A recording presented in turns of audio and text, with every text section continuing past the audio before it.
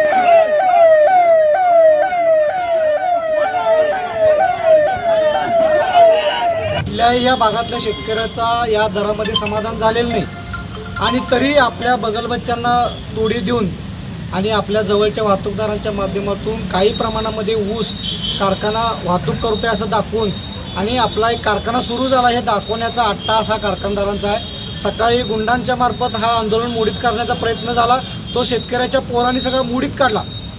पोलिसांना आमच्या पाठीमागं लावून परत आता आम्हाला कुठेतरी अडकून हे आंदोलन थांबतंय काय असा या भूमिकेतनं जर हे कारखानदार असतील तर या कारखानदारांना माझा इथूनच इशारा आहे, कोणत्याही आत्तासुद्धा जाऊन आम्ही तिथं रस्त्यावर आता आलो वाहन आलो कारखानदाराचं तर अडवणार। चुकीच्या पद्धतीनं शेतकऱ्यांच्यावरती दांडकं घेऊन किती येणार असेल, अजून किती जण येणार आहे या, आम्ही रस्त्यावरनं मेलो तरच गेलो अशा पद्धतीची भूमिका या लोकांची आहे। कारण तिकडं ऊस पिकवला जातो त्यातनं साखर निघते, आमच्यातनं काय नुसतं बॅगॅसच बाहेर पडतं रे। आणि किती दिवस साखरेच्या दराचं सांगणार आहे, केव्हा तर एकदा मोलॅशिनबद्दल, केव्हा तर एकदा इथेनॉलबद्दल, कधी एकदा कोजनबद्दल, डिस्टिलरीबद्दल बोलणारच नाही।